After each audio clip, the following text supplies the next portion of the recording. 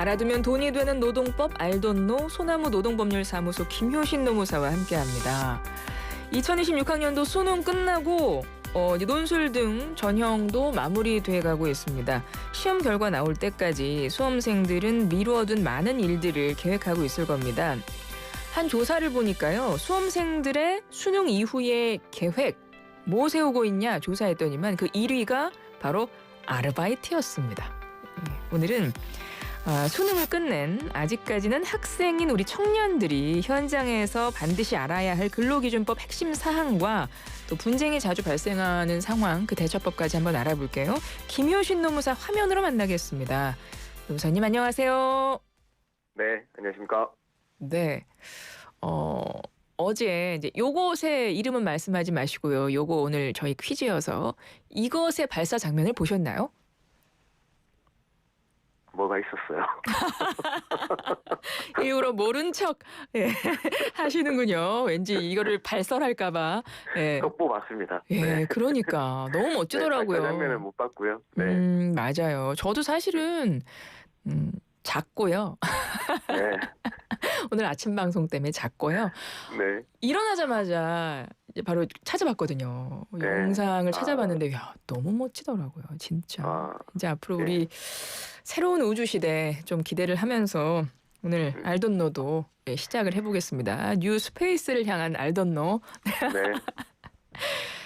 와, 우리 수능 본 수험생들 진짜 아르바이트 하고 싶어가지고 뭔가 설레기도 하면서 또 이제 새로 이제 사회에서 어떤 뭔가 돈을 버는 일을 하는구나. 뭔가 한편에는 네. 걱정도 있을 것 같고 그럴 것 같거든요.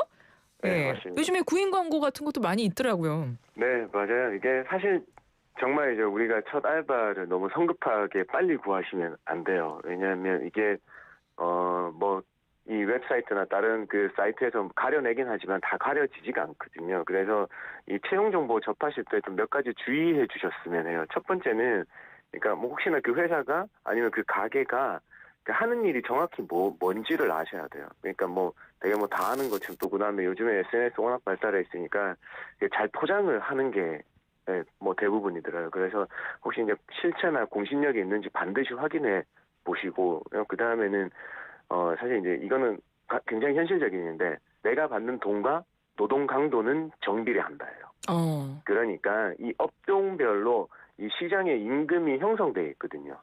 그러니까 대부분의 이 높은 알바 시급을 준다고 해서 무턱대고 지원하시지 말고 이런 비슷한 업종에서 어떤 다른 데는 얼마만큼 지급하고 있는지를 한번 살펴보고 해주셨으면 좋겠어요.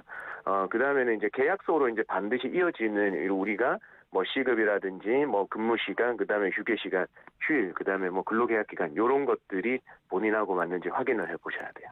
그렇군요. 구인 광고 볼 때도 반드시 주의해서 보셔야 되는 거. 맞습니다. 요즘에는 뭐 온라인 채용 사이트도 있지만 SNS에도 많이 떠가지고. 특히나 이제 그게 좀 중요해요. SNS에 뜨는 거는 사실 이제 우리가 뭐 유명한 채용 사이트들이 있지 않습니까? 그 뭐 말만 들으면 알고 있는 뭐 무슨 천국이라든지 아니면 몬이라든지 이런 게 있는데요. 그쪽은 사실 그 플랫폼 상에서 자체적으로 조금 거르는 장치들이 있는 걸로 알고 있어요. 그런데 SNS는 특히나 조금 검증하기 어려운 게 있다. 맞아요. 그렇습니다. 네. 그렇게 해서 이런 구인 광고 보고 지원을 해서 면접을 받습니다. 그래서 일을 시작을 했어요. 계약서 써야 되죠?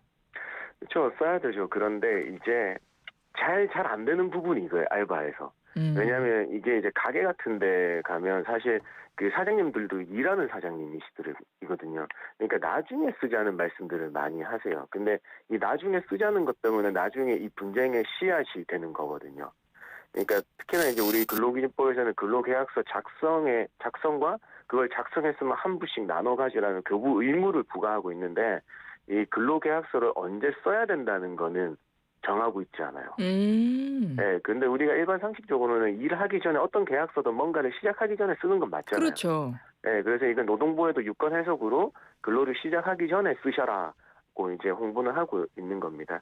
그리고 특히나 이제 중요한 게 이제 계약서를 작성하지 않았다는 사실에 우리가 나중에 근로자들이 입는 불이익이 없을까라는 점을 많이 우려하시거든요. 근데 이 근로계약서 작성하지 않는 이 법적인 책임, 그다음에 벌칙은 오로지 사용자한테만 있습니다.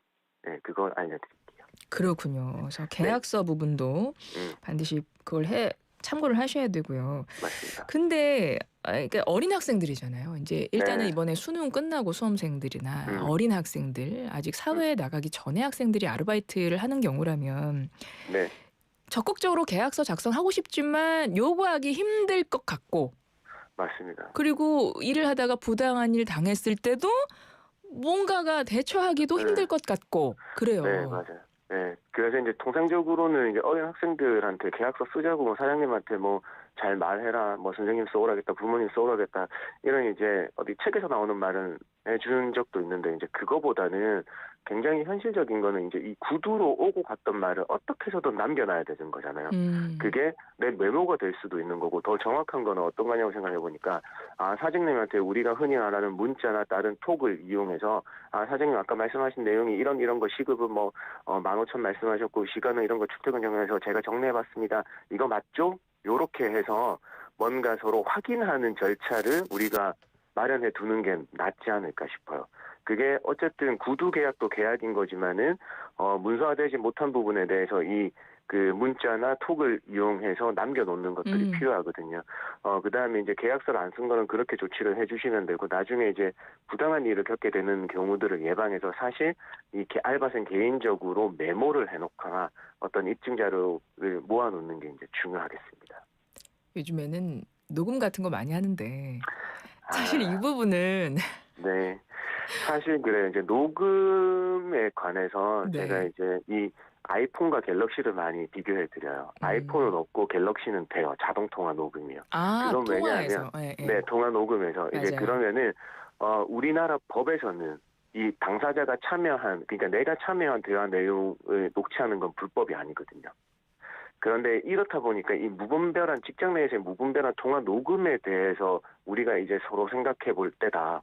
그러니까 이 직장 동료 간의 이제 신뢰, 사장과 이제 뭐 직원 간의 그런 이제 신뢰 관계들이 있기 때문에 무분별한 통화 녹음은 사실 좀 지양돼야 된다는 입장입니다. 제 입장은요. 그다음에 그 특별하진 그다음에 많이 알려지진 않았습니다만은 상대방이 이 대화 없는 동의 없는 녹음에 대해서 음성권 침해로 이 손해배상을 청구할 수도 있는 부분이 있다라는 점도 같이 알려드립니다. 그렇습니다. 그러니까 구두 네, 계약도 계약이 이루어진 거고 하니까 그런 거를 맞습니다. 문자로 네, 주고받거나, 그러니까 확실하게 남기거나 네, 그런 방식으로, 아니면 메모를 네. 하거나. 매 순간 다 녹음할 수도 없어요. 그리고 뭐 맞아요. 주섬주섬 녹음하려고 이렇게 하다 보면 괜히 그 상대방한테 조금 그렇게 하면 되게 안 좋은 상황만 예, 펼쳐지거든요. 네, 맞습니다. 예. 그 부분 짚어주셨고요. 네, 카페나 편의점에서 뭐 이런 경우 있다 그래요. 처음 며칠은 수습 기간이니까 네, 뭐 시급 한 10% 깎는다 이런 게 네. 있다 그래요. 이거 실제 법적으로 맞아요? 이게 되는 경우하고 안 되는 경우가 있어요. 사실 우리가 알바라고 하면 굉장히 짧게 일하는 것만 그 서로 그냥 어렴풋이 그냥 그 정한 거잖아요. 그러니까 명확하게 언제까지 일할 건지를 이제 정하지 않은 채 그냥 알바라고 해서 하는데, 이 수습에 대해서 이제 우리가 그 감액할 수 있는 조건은 이 근로계약을 1년 이상 정하고 수습 3개월을 간에만 10% 감액할 수 있어요. 어떻게 최저시급에 당해년도 최저시급에 10% 감액해서 90%만 지급해도 되는 거거든요. 그건 그 전제 조건이 근로계약서상의 계약 기간을 1년 이상 정해놓을 것이라는 거예요. 그러니까 1년 이상 정하고 수습 6개월을 두더라도 3개월만 감액할 수 있는 겁니다. 물론 이 시급이 감액하더라도 이 시급이 최저임금 이상이 된다고 하면 그 감액률은 몇 퍼센트가 되던 법적인 제재는 없습니다. 네. 그리고 예를 들어 이제 카페를 많이 하니까 이왕 나온 김에 이것까지 여쭤볼게요. 카페면 네, 보통 바리스타 자격증이 있는 분들은 실제 커피를 내리고 이런 일을 하는 경우 네, 많잖아요. 그리고 실제 네, 나도 맞아요. 계약을 그렇게 했어요. 앞으로 네, 이제 커피를 좀 내려달라. 근데 네, 갔는데 내가 네, 생각했던 업무랑 다르다, 예를 들어. 맞아요. 그런 경우는 뭐 어떻게 해요? 그냥 하는 게 맞나요?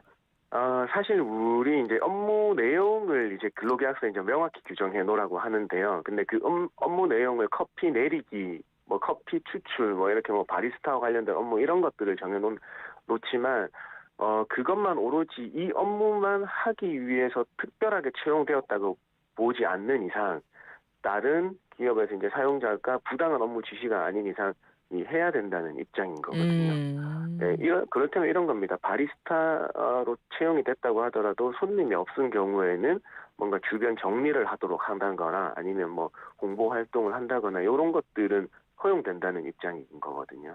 그러니까 뭐 우리가 대법원에서 뭐 판례에 의해서도 뭐 현지 채용이나 특정 직종에 채용될 만한 그런 사정이 없다고 하면 회사의 인사권에 의해서 여러 가지 업무 분장이 있을 수 있다. 그것은 인정된다는 입장입니다. 네.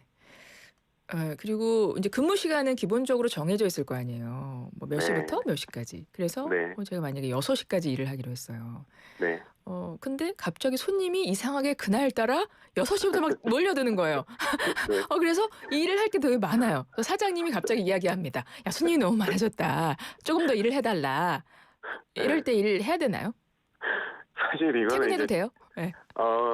법적으로 따지면 네, 두 가지 경우가 있을 수 있어요. 이제 우리 근로계약서상에 이 연장 근무하는 거에 대해서 포괄적으로 사전에 동의를 받아놓은 조항이 없다. 그러면 바로 퇴근하셔도 돼요. 왜냐하면 손님만 몰려와도 안녕히 계세요로 간다도 돼요? 네, 그때는 그 동의를 받아서 시행을 해야 되기 때문에 동의 없는 연장 근로는 불법인 거거든요. 그런데 이 경우를 대비해서 어느 회사이든 간에 계약서나 다른 사규에 의해서 뭐 주 12시간 한도 내에서 연장 근로하기로 동의한다는 내용을 계약서에 놓고 거기에 대한 서명을 받는 형식으로 포괄적으로 사전에 동의를 받는 게 일반적인 거거든요. 그래서 그때마다 동의를 받을 필요가 없다. 그러면 내가 이 시간에서 정말 급한 일이 있고 뭔가를 해야 되는데 못 가냐? 라고 말씀 주신다면 거기에 대한 정당한 이유가 우리가 있다고 하면 명분이 있으니까 가셔도 된다. 이런 겁니다. 그 부분은 사실 굉장히 애매한 영역에 있긴 해요. 맞습니다. 그리고 연장 근로를 했을 경우, 그러니까 연장 근로는 이제 포괄적으로 서로 이제 동의한 걸로 이제 보는 경우가 많다는 거잖아요. 네, 맞습니다. 그러면 이제 할 경우 연장 근로에 대한 수당을 신청하면 되는 거예요? 당연하죠. 이제 여기에서는 이제 우리가 알바를 하더라도 5인 이상인 곳이냐 아니면 미만인 곳이냐에 따라서 다른데요. 자기가 일하기로 한 시간, 퇴근 시간에 한 이후에 일하는 거는 다 연장 근로입니다.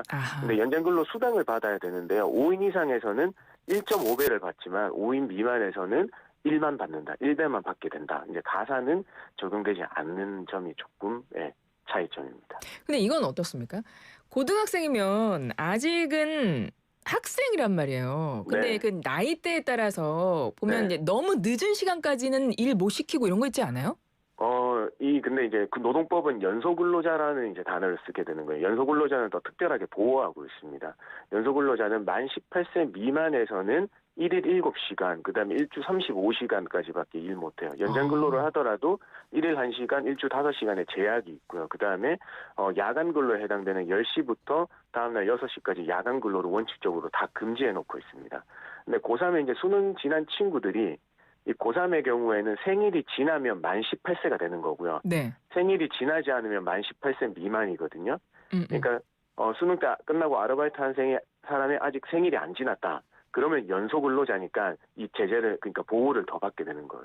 8시간 못하고 7시간만 하고요. 그다음에 10시 이후에 일하지 못합니다. 근데 생일 지났다고 하면 사실 성인 근로자하고 동일해요.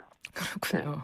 그러면 이제 사장님이 예를 들어 밤 뭐 10시 넘는 야간 근로, 그러니까 7시 이상을 지금 일을 할 것 같은데 뭔가 일을 또 연장 근로를 하라고 해라.